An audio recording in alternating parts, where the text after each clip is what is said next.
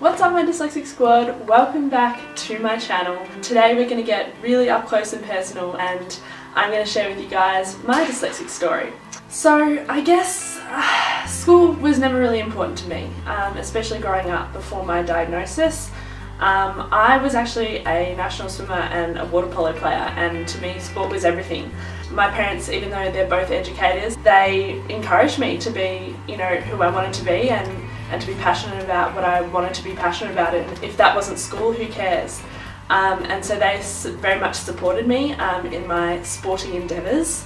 But I was a pretty average student, I was pretty average on paper. I wasn't finishing a lot of my tests and exams, and I had some pretty serious test anxiety because I was really struggling with that mental barrier that we've talked about before, about getting ideas onto the page and getting them onto the page fast enough. It was just something that I really struggled with all the way through primary and secondary school. I felt quite tired a lot of the time, and I guess that came from a place of I felt like I was working 10 times harder than everybody else out there, and I probably was. Just to try and look like an average student, I was working so hard at home to be able to catch up the content and catch up what I hadn't done in class because I simply didn't have enough time.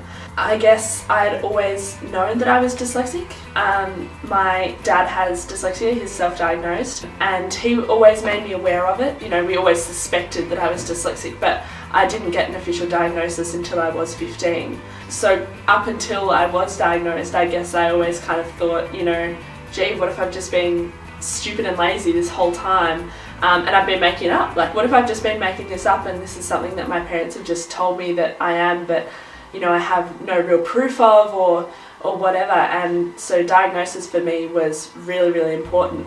I guess if I think back on that time before being diagnosed, I would describe myself as having quite low self-esteem, and I think it's something that a lot of dyslexics struggle with no matter your age. I was quite insecure about my own intelligence. That's something quite emotional for me, as you guys will probably notice.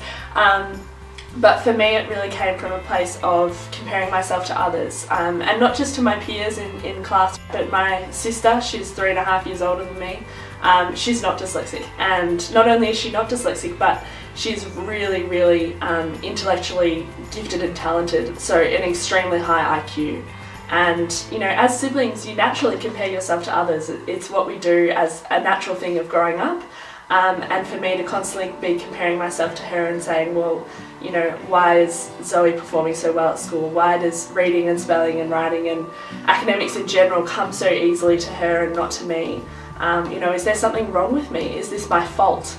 Were some key messages that I guess I had going through my mind growing up. So I guess the turning point for me came at about 16. Up until that point, I'd been doing my sport, and to be honest, I kind of used it as a bit of an excuse as well for my academics. I'd just say, well, I'm training 10 times a week, how can I possibly put in much effort to my academics at all? But at 16 I decided that actually what I really wanted to do in the future was medicine, and that was a big commitment for me because up until that point I was kind of going, well, do I do nursing because it's easier to get into, or do I do medicine, which is what I truly love? In true kind of stubborn me style, I guess, I decided I'd drop all my sport. Sport was very much a hobby for me, not a career, and I was just going to put in my next 2 years all into my studies. And if you are thinking of doing that, I don't necessarily recommend it. It was a very tough 2 years, but that was the turning point for me. So at 15 I got diagnosed. I was diagnosed with both dyslexia and spatial dyslexia. A lot of people throughout my high school questioned the severity of my dyslexia because of my results. And I guess I'd address that by saying my report shows that my effective reading speed is in the 2nd percentile. So I'm literally faster than 2% of the population and slower than 98%. My reading comprehension skills are in the 16th percentile.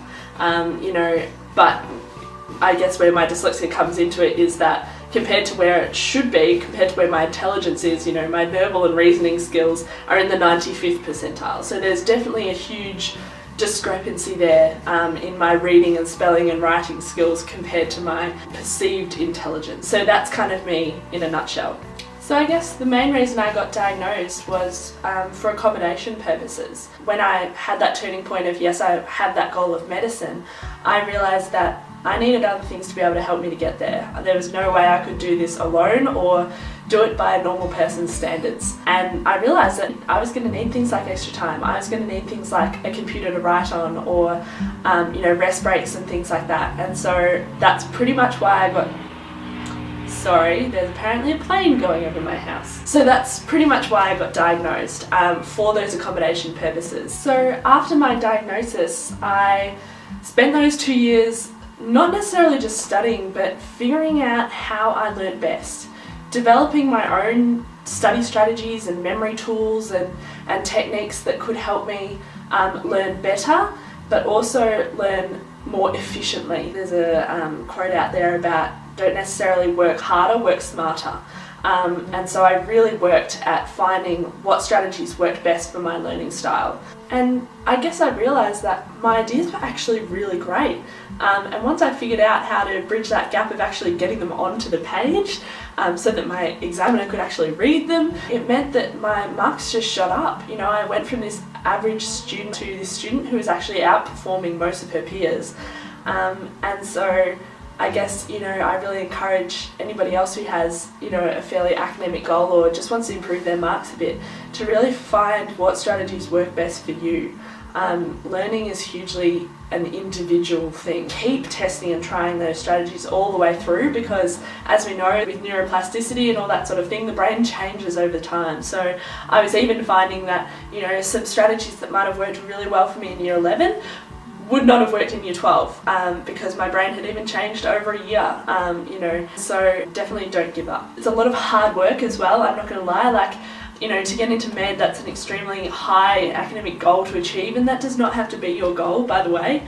You might want to, be in the equine industry, or you might want to go and do a trade or anything like that. And they're all individual goals that, are perfectly okay as long as they're what you're passionate about. So if you're wondering, I did get into medicine. I'm going to be studying at University of Queensland. I'm moving up there next year. And I guess the thing that I'm most proud of out of my schooling life is that I actually got the top English award for my school. So I got the top English score in my entire year level as a dyslexic student. I didn't read any of the books with my eyes, I read them all with my ears, and I definitely did things my own way, but I got there, and that's something that I'm really proud of. At the end of those 2 years, I was just exhausted and I really needed a break, to be honest. And then I realised that actually what I'd learnt was kind of valuable. What I'd learnt about myself, what I'd learnt about learning, what I'd learnt about, which teachers were working best for me and why, that could actually be valuable to other students out there, especially dyslexic students. So I actually decided to start my own business, and that's what I do at the moment. I guess something that was also important to me was that I didn't want others to experience the lack of support, the social stigma and the low self-esteem that I guess I went through. I really want to change this social perception that we have about dyslexia being something that is somebody's fault, or that they're stupid or lazy, or any of those misconceptions that we've mentioned today.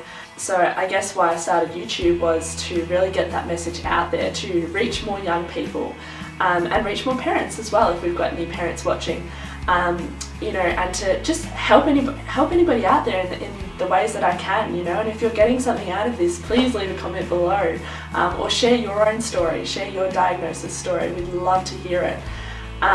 And I really just wanted to build a community, a community of young people, because there are plenty of, parent support groups and things on Facebook, but there are none for young people.